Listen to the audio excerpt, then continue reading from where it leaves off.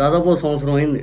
జగన్ గారు ఒక ప్రెస్ మీట్‌లో చెప్పారు. అదేంటంటే చంద్రబాబు నాయుడు గారు, రేవంత్ రెడ్డి గారి ద్వారా రాహుల్ గాంధీ గారితోటి నిరంతరం టచ్‌లో ఉన్నారు. హాట్ లైన్ ఇది. చంద్రబాబు నాయుడు గారు రాహుల్ గాంధీ గారితో స్నేహం చేయగలదు. At the same time BJP తోటి స్నేహం చేయగలుగుతాడు. చంద్రబాబు నాయుడు గారు ఎవరినైనా కానీ తనకు అనుకూలంగా మార్చుకోగలుగుతారు అని క్లియర్ కట్‌గా జగన్మోహన్ రెడ్డి గారు ఒక ఇండికేషన్ అయితే ఇచ్చారు.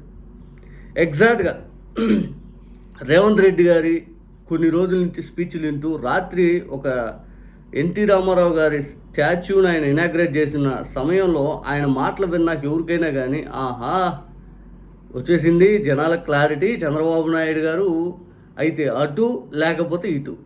అమిత్ షా గారు మాట్లాడినట్టు ఇన్స్టాంట్ ఫ్రెండ్ అని చెప్పి మొన్న ప్రొఫెసర్ నాగేశ్వరరావు గారు చెప్పారు చూడండి, సేమ్ అదే చంద్రబాబు నాయుడు గారు ఫాలో అవుతున్నట్టు కనపడింది. రాత్రి రేవంత్ రెడ్డి గారు ఎన్టీ రామారావు గారిని ఇందిరాగాంధీ గారితో పోల్చడం జరిగింది. అసలు ఎన్టీ రామారావు గారు పార్టీ పెట్టిందే కాంగ్రెస్కి వ్యతిరేకంగా. ఇందిరాగాంధీ గారు, ఎన్టీ రామారావు గారు శత్రువుల మాదిరిగా అప్పుడు నడిచారు. ఇదే ఎన్టీ రామారావు గారిని దించేశారు అని చెప్పి ఇందిరాగాంధీ గారి పైన పోరాటం చేశామని చెప్పి ఇప్పటికి చంద్రబాబు నాయుడు గారు చెబుతూ ఉంటారు. కానీ మాకు ఆయన స్ఫూర్తి ఏమో స్ఫూర్తి అంటారు. అసలు కాంగ్రెస్ పార్టీలో తెలంగాణ ప్రాంతం నుంచి కూడా ఎంతోమంది అగ్రనాయకులు ఉన్నారు. ఆఖరికి ప్రధానిగా చేసినటువంటి పివి నరసింహారావు గారు ఉన్నారు. ఆయన్ని మాత్రం తలుచుకోవాలి. సరే, ఇప్పుడు ఈరోజు ఎకనామికల్గా భారతదేశం ఇంత ముందుకెళ్ళిందంటే పివి నరసింహారావు గారు అది తెలంగాణ ప్రైడ్, మన తెలుగు వాళ్ళ ప్రైడ్. ఆయన పేరు కూడా తలుచుకోవాలా. ఎన్టీ రామారావు గారిని ఒక శకం అని పోల్చారు, ఇందిరాగాంధీ గారిని ఒక తరం అని పోల్చారు. అసలు ఎన్టీ రామారావు గారి స్ఫూర్తే ఇప్పటికి మేము కాంగ్రెస్ పార్టీ అమలు చేస్తున్నాం అని చెప్పారు. మధ్యలో రాజశేఖర రెడ్డి గారి పరిపాలన ఎడిపోయింది. అసలు కాంగ్రెస్ నాయకులు ఎడిపోయారు. ఇంతవరకు ఒక్క ప్రాజెక్ట్ అని మీ ప్రభుత్వం కట్టిందా? ఇక చంద్రబాబు నాయుడు గారు సేమ్ ఇలాగే మీలాంటి వ్యక్తులు తయారు చేసుకుంటాడట్టుంది రాజకీయంలో. రేవంత్ రెడ్డి గారిని, ఇటు పక్క పవన్ కళ్యాణ్ గారిని, వీళ్ళందరినీ చంద్రబాబు నాయుడు గారు జేబులో పెట్టుకుంటారట్టుంది.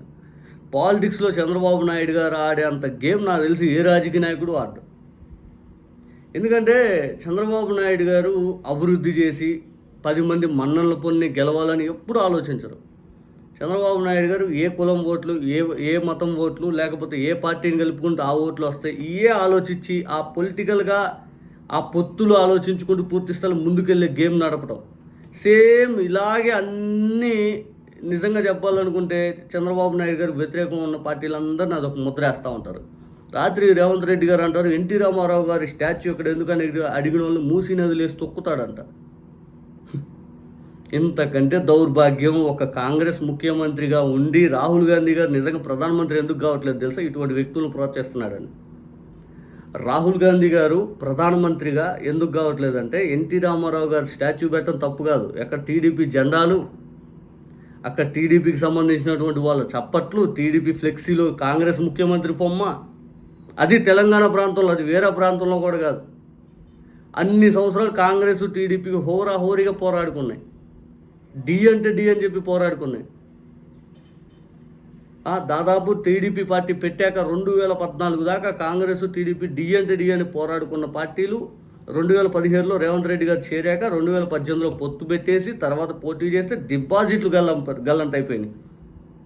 ఆయన సీటు కూడా ఆయన గెలుచుకోలేకపోయాడు. 2023కి వచ్చేసరికి సైలెంట్గా ఆయన పని ఆయన చేసుకుంటూ బ్యాక్ అండ్ రాజకీయాలు చంద్రబాబు నాయుడు గారు తెలిసిన విద్యలంతా ఆయన నేర్పిస్తున్నాడు. ఇంకా ఆ తర్వాత ఇంకా అదే విద్యతో దూసుకెళ్ళిపోతూ ఉన్నాడు. ఇక జనసేన పార్టీని ఎలా అయితే చంద్రబాబు నాయుడు గారు ఎస్టాబ్లిష్ చేయించుకున్నాడో సేమ్ రేవంత్ రెడ్డి గారు కూడా కొన్ని రాజకీయ సమీకరణలు చేసుకుని కొట్టేశాడు. అది కూడా బంపర్ బ్లాక్ బస్టర్ విజయం కాదు, జస్ట్ ఒక 5 సీట్లు ఎక్స్ట్రా అంతే మ్యాజిక్ ఫిగర్ కాడికి. ఈయనేమో నేను అద్భుతం చేసేస్తాను, నన్ను చూసి గెలిచారు 5 అంటారు. అక్కడ కట్టర్ కాంగ్రెస్ కార్యకర్తలు కష్టపడ్డారు. ఇంకా నిజం చెప్పాలంటే మన తెలుగు రాష్ట్రాలు ఇందిరాగాంధీ, రాహుల్ గాంధీ, సోనియా గాంధీ ఈ ఫేవర్ ఎప్పుడో పోయింది. ఆ లోకల్లో ఉన్న బలమైన నాయకులను బట్టి కాంగ్రెస్ పార్టీ అటాచ్డ్ అయ్యి క్యాడర్ ఉంటారు. ఆ సోనియా గాంధీ గారి బొమ్మ, ఇందిరాగాంధీ గారి బొమ్మ ఇవన్నీ రాజశేఖర రెడ్డి గారితో మొత్తం తుడిచిపెట్టుకుపోయింది. రాజశేఖర రెడ్డి గారు సింపుల్ ఎగ్జాంపుల్. ఒక్క రాజశేఖర రెడ్డి గారి కోసం, జగన్మోహన్ రెడ్డి గారి కోసం 120 ఏళ్ళు కాంగ్రెస్ పార్టీని అంటిపెట్టుకున్నటువంటి క్యాడర్ సింగిల్ అటెంప్ట్లో మొత్తం జగన్ గారికి షిఫ్ట్ అయిపోయింది. బికాజ్ ఇది రియాలిటీ క్యాడర్ కాదు. అది 120 సంవత్సరాలు ఒక పార్టీతో అనుబంధం ఉన్న కుటుంబాలన్నీ మారిపోయినాయి అంటే అది మన తెలుగు రాష్ట్రాల్లో ఆ రాజశేఖర రెడ్డి గారికి ఉన్న పవర్.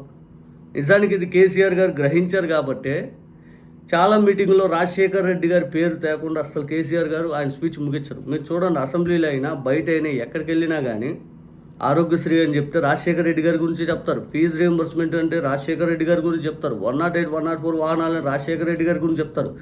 కేసీఆర్ గారు అక్కడ స్మరించుకుంటున్నారు రాజశేఖర్ రెడ్డి గారు. రేవంత్ రెడ్డి గారు ఇప్పటివరకు స్మరించాల. రాత్రి ఇదే రేవంత్ రెడ్డి గారు అంటారు హైటెక్ సిటీ అది ఇది. అసలు చంద్రబాబు నాయుడు గారు హైదరాబాద్ను ప్రపంచ పటంలో పెట్టాడు అంది ఇది అంటాడు. మొన్న ఎప్పుడో అన్నాడు ఒక మీటింగ్లో, అమరావతి, హైదరాబాదు, విశాఖపట్నం బుల్లెట్ ట్రైన్ ఏదో అన్నాడు. బుల్లెట్ ట్రైన్ అయితే అయ్యా, బుల్లెట్ ట్రైన్లు ఏడ మొదలైనవి అయ్యా.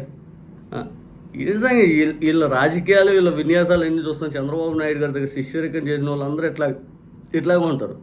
ప్రజల మన్నను పొంది ప్రజలకు మంచి చేసి గెలవాలనే ఆలోచన కంటే కూడా ఆ తాత్కాలిక రాజకీయ సమీకరణలు చూసేసి వాళ్ళని ఇట్ట పూర్తి స్థాయిలో ఆ పొత్తు ఈ పొత్తు వీటి మీద ఆధారపడేలా చేస్తారు. అసలు చంద్రబాబు నాయుడు గారి రాజకీయ విధానం చూస్తే నాకు తెలిసి దేశంలో ఏ ఒక్కరు అట్ట ఉండరు బహుశా.